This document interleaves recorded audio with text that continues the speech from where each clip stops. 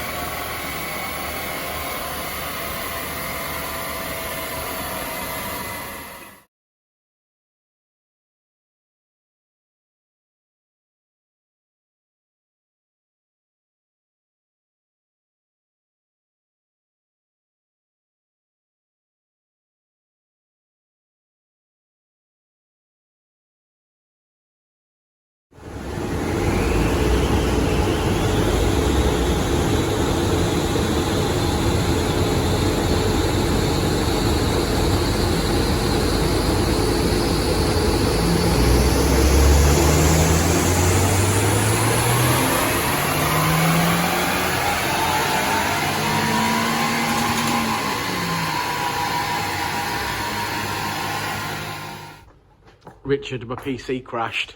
Oh dear. I'm telling you, my PC crashed, Richard, and you don't seem to be very supportive.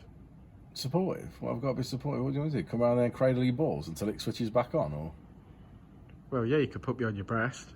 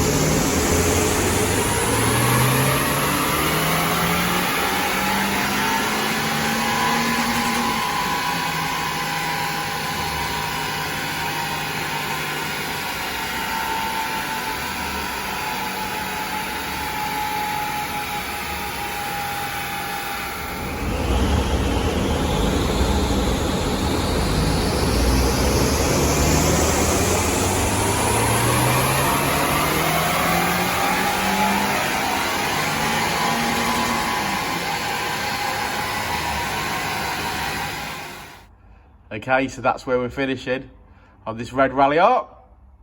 And as you can see, we're at 211 brake horsepower and 230 foot-pound of torque. That will definitely do it.